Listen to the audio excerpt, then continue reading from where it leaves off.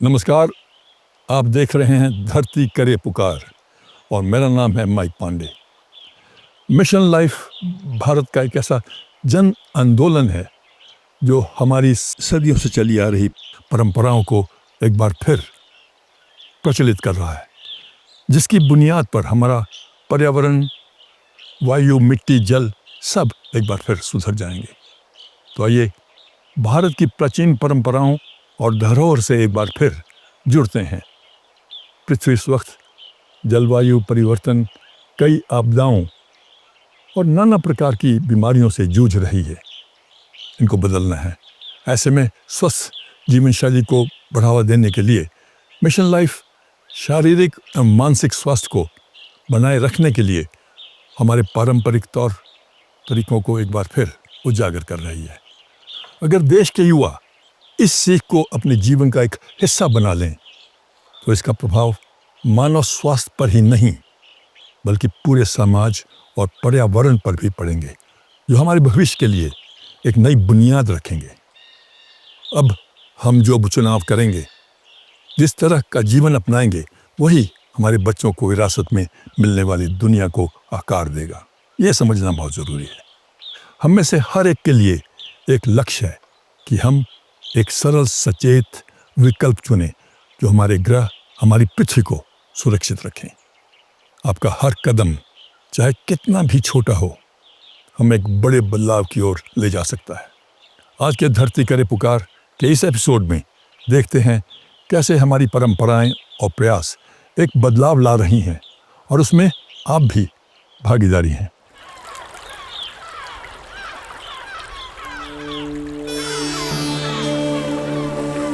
भारत अनगिनत परंपराओं का देश है।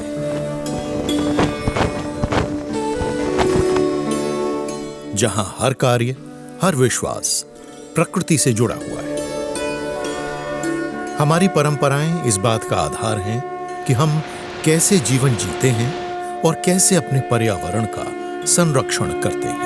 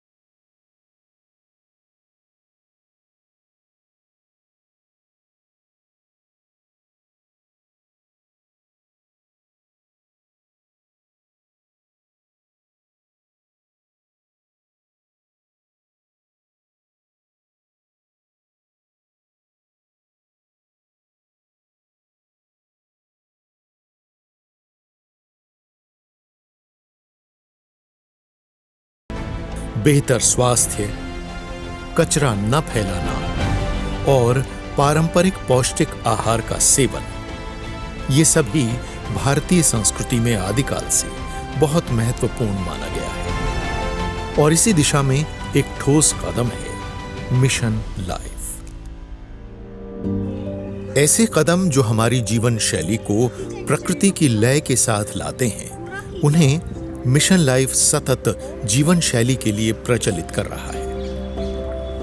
भारत की पारंपरिक स्वास्थ्य प्रणालियां एकाग्रता और संतुलन पर आधारित हैं। ये परंपराएं वैदिक काल से चली आ रही हैं। आयुर्वेद में व्यक्ति का इलाज करने के लिए रोग का बहुत ध्यानपूर्वक पता लगाया जाता है और इनका इलाज औषधियों के साथ साथ जीवन शैली में बदलाव की सलाह देकर भी किया जाता है।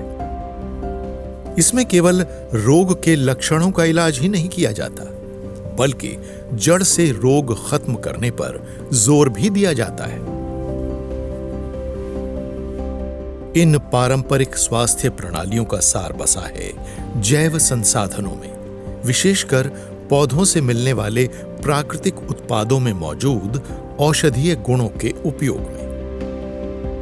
ये परंपरागत प्रणालियां मानव शरीर के, जलवायु और ऋतुओं के संबंध की गहरी समझ से विकसित हुई हैं। आयुर्वेद इस सिद्धांत पर आधारित है कि ब्रह्मांड 5 तत्वों अर्थात वायु, अग्नि, जल, पृथ्वी और आकाश से बना है। यह प्रणाली हमें सिखाती है किसी पक्षी की तरह जीना, यानी सूर्योदय के समय जागना, तड़के सुबह व्यायाम करना और समय पर भोजन करना, स्थानीय और मौसमी आहार को अपनाना। मौसमी फल और सब्जियों में अधिक पोषक तत्व होते हैं। वो ताजा होते हैं और उन्हें कोल्ड स्टोरेज में कम समय तक रखा गया होता है, जो मानव शरीर के लिए बहुत लाभदायक है। आहार जितना ताजा होगा उसे पचाना उतना ही आसान होगा। मौसम के अनुरूप फसल उगाना, काटना और खाना व्यक्ति को पर्यावरण से भी जोड़ता है। इसी तरह भारत में कई घरों में ऐसे पौधे उगाने प्रचलित हैं जिनकी मदद से स्वास्थ्य संबंधी कई समस्याओं का घरेलू उपचार किया जा सकता है। इन्हीं में सबसे आम लेकिन असरदार है हल्दी, आयुर्वेद का एक करामाती मसाला। भारतीय घरों में इसका प्रयोग बड़े पैमाने पर किया जाता है। ये एक एंटीवायरल, एंटीबैक्टीरियल मसाला है जिसका सेवन भारतीय लोग मौसमी संक्रमण से बचने के लिए करते हैं। सदियों से नीम के पेड़ को भारत का चमत्कारी वृक्ष माना जाता रहा है। इसकी जड़ें, छाल, गोंद, पत्तियां, फल, बीज और तेल सभी में औषधीय गुण होते हैं और उपचार में उनका उपयोग किया जाता है। लोग अपनी ब्लड शुगर के स्तर को नियंत्रित करने और मुंह के स्वास्थ्य के लिए भी नीम की पत्तियां चबाते हैं। एक और बहुउपयोगी पौधा है अदरक, एक और मसाला जिसे भारत में लगभग सभी प्रकार के भोजन में शामिल किया जाता है। इसका उपयोग पारंपरिक तौर पर काढ़ा बनाने के लिए किया जाता है, जो गले की खराश और खांसी से राहत दिलाता है। प्राकृतिक उत्पादों का दवाओं के तौर पर उपयोग करने से स्वास्थ्य पर होने वाले खर्च में भी काफी बचत होती है। जन समुदाय ऐसी जैव विविधता का सक्रियता से संरक्षण करते हैं। इन प्रणालियों के जरिए भारत के कई ग्रामीण और जनजातीय समुदायों को स्वास्थ्य, सुरक्षा और आजीविका प्राप्त होती है। हजारों गृहिणियां, दाइयां और वैद्य हकीम ये सेवाएं मुहैया कराते हैं। यदि भारत और अन्य देशों की पारंपरिक स्वास्थ्य प्रणालियों को समग्र तंत्र का हिस्सा बना दिया जाए, तो उपचार के उचित और उपयुक्त विकल्पों का उपयोग करके गंभीर और पुरानी बीमारियों का इलाज किया जा सकता है। योग की प्रणाली ने विश्व भर में स्वास्थ्य को एक नई दिशा दी है। योग प्राचीन काल से ही भारत की समृद्ध सांस्कृतिक विरासत का हिस्सा रहा है। योग का अर्थ केवल व्यायाम करना ही नहीं, बल्कि स्वास्थ्यकर जीवन शैली को अपनाना भी है। योग की तकनीकों में मन को अनुशासित करने के लिए प्राणायाम और ध्यान लगाना शामिल है। योग से शरीर लचीला होता है और मन और आत्मा को शांति मिलती है। शरीर में नई जान आ जाती है और एकाग्रता बढ़ती है और तनाव से राहत भी मिलती है। कुछ योग मुद्राएं ऐसी होती हैं जिनसे टेंडन और लिगामेंट में चिकनाई बढ़ती है। चूंकि योगाभ्यास से मांसपेशियों और जोड़ों की अच्छी तरह मालिश हो जाती है, इसलिए शरीर के सभी अंगों में रक्त की आपूर्ति भी हो जाती है। योगाभ्यास प्रकृति के साथ तालमेल बिठाकर जीने का एक स्थायी तरीका है। जिम, उपकरण, सोना, इन सभी में ऊर्जा की खपत होती है। योग व्यायाम करने का एक बेहतर तरीका हो सकता है। ये न केवल हमें हमारी पारंपरिक जड़ों के करीब लाता है, बल्कि ये जीवन जीने का ऐसा तरीका भी है जो पर्यावरण की जरूरतों के अनुकूल है।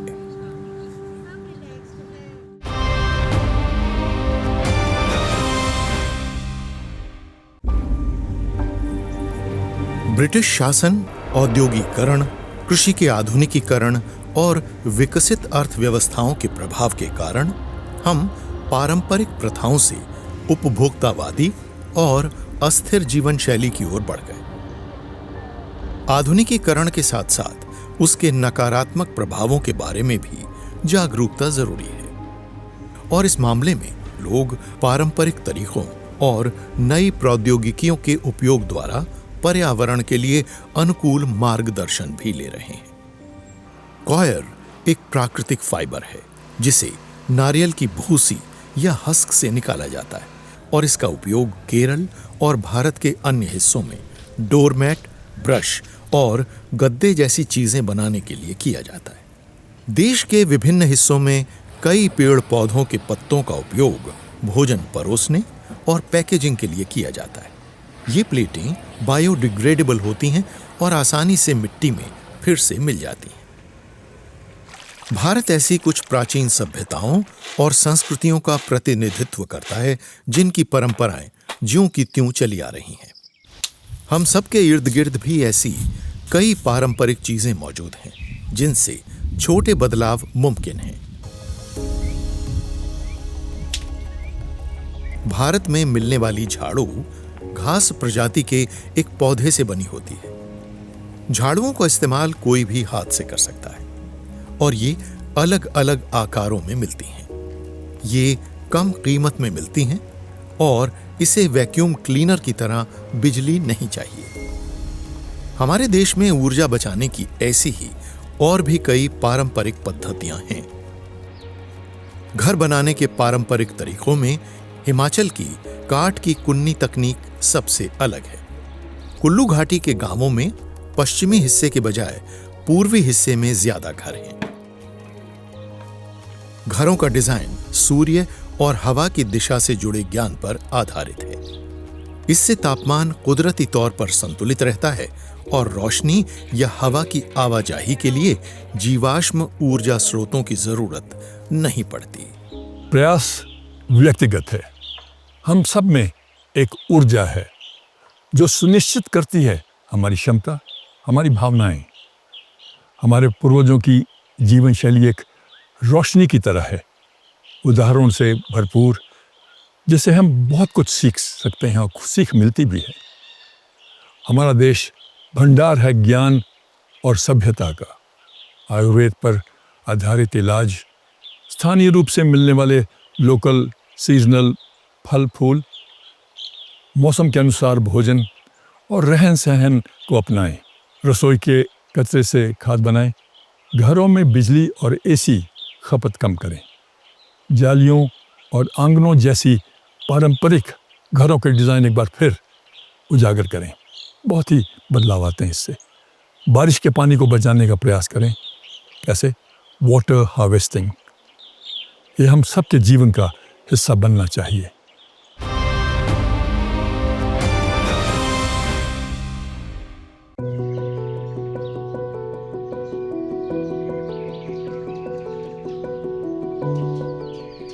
मिशन लाइफ को और गति देते हुए हमारे माननीय प्रधानमंत्री जी ने विश्व पर्यावरण दिवस के अवसर पर नई दिल्ली में एक पेड़ मां के नाम प्लांट फॉर मदर का शुभारंभ किया। धरती मां प्रकृति की परवरिश करती है और हमारी मां हम मानवों की इसके बीच की समानता को सुरखरू करते हुए माननीय प्रधानमंत्री जी ने पूरी दुनिया को संदेश दिया कि सब लोग अपनी मां के प्रति प्रेम, सम्मान और आदर के प्रतीक रूप में एक पेड़ लगाएं और पेड़ों और धरती मां की सुरक्षा का संकल्प भी लें। इस अभियान के तहत लगाए जाने वाले बागानों और वनों का लक्ष्य भूमि की बर्बादी को रोकना, सूखे के प्रति प्रतिरोध और मरुस्थलीकरण को भी रोकना है। इसका लक्ष्य केवल पेड़ लगाना ही नहीं, बल्कि उनकी रक्षा के काम में हिस्सेदारी के प्रति लोगों को जागरूक बनाना भी है। इस अभियान में स्थानीय प्रजातियों को लगाने पर विशेष ध्यान रहेगा। इससे न केवल वृक्ष जीवित रहेंगे, बल्कि क्षेत्र विशेष में एक स्थिर इकोसिस्टम भी निर्मित हो पाएगा। इस प्रक्रिया को सुचारू बनाने के लिए मंत्रालय ने राज्य सरकारों और केंद्र शासित प्रदेशों को लक्ष्य सौंपे हैं, ताकि पूरे देश में पूर्ण सरकार और पूर्ण समाज की अप्रोच अपनाकर पेड़ लगाए जाएं। सितंबर 2024 तक 80 करोड़ पौधे लगाने का प्रस्ताव था और मार्च 2025 तक 140 करोड़ पौधों का। 118 करोड़ वृक्ष लगाने का लक्ष्य पहले ही प्राप्त किया जा चुका है। मंत्रालय के विशेषज्ञ इस अभियान पर नजर रखते आए हैं और अंतःक्रियाओं और संयोजन के जरिए हितधारकों को एकजुट करने के प्रयास भी किए जाते रहे हैं। पूरी दुनिया की प्रतिभागिता को संभव बनाने के लिए मेरी लाइफ पोर्टल को पूरी दुनिया के लोगों के लिए सक्रिय कर दिया गया है ताकि वो पेड़ लगाने से जुड़ी अपनी गतिविधियों को रिकॉर्ड कर सकें। हाल ही में 128 इन्फेंट्री बटालियन और टेरिटोरियल आर्मी की इकोलॉजिकल टास्क फोर्स ने सिर्फ 1 घंटे में 5 लाख से भी अधिक पौधे लगाकर एक कमाल का कारनामा अंजाम दिया। इस बड़ी उपलब्धि को जैसलमेर में अंजाम दिया गया। इससे भागीदारी और जिम्मेदारी को बढ़ाने का प्रयास हुआ। लक्ष्य था पर्यावरण की बहाली का संवर्धन और स्थानीय समुदायों के बीच पर्यावरणीय जागरूकता पैदा करना। इस प्रयास को वर्ल्ड बुक ऑफ रिकॉर्ड्स में दर्ज किया गया। इसमें कई विश्व कीर्तिमान बने, जैसे कि 1 घंटे में महिलाओं की एक टीम द्वारा सबसे अधिक पौधे लगाना और एक ही जगह पर एक साथ सबसे अधिक संख्या में पौधे लगाना। इस अभियान से जुड़ी तस्वीरें #PlantForMother या एक पेड़ मां के नाम के साथ सोशल मीडिया पर साझा की जा सकती हैं। एक पेड़ मां के नाम दरअसल एक प्रतीकात्मक उदाहरण है अपनी मां के नाम एक पेड़ लगाने का। इस एक काम से 2 लक्ष्य सिद्ध होते हैं: जीवन को पालने पोसने में मांओं की भूमिका का सम्मान और हमारे ग्रह के स्वास्थ्य के प्रति हमारा योगदान। इस अभियान की सफलता इसकी सरलता और भावनात्मक अपील में निहित है। इसमें पूरे देश के लोगों को बढ़ावा दिया जा रहा है कि वो अपनी मांओं के सम्मान स्वरूप एक पेड़ लगाएं। वृक्ष जीवन देते हैं और किसी मां की ही तरह ये पालते पोसते, सुरक्षा और अगली पीढ़ी के लिए भविष्य सुनिश्चित करते हैं। इस पहल के माध्यम से प्रतिभागी अपनी माताओं की याद में एक पेड़ लगाकर उनकी एक स्थायी स्मृति स्थापित कर सकते हैं और साथ ही पर्यावरण संरक्षण की बेहद जरूरी आवश्यकता को भी पूरा कर सकते हैं।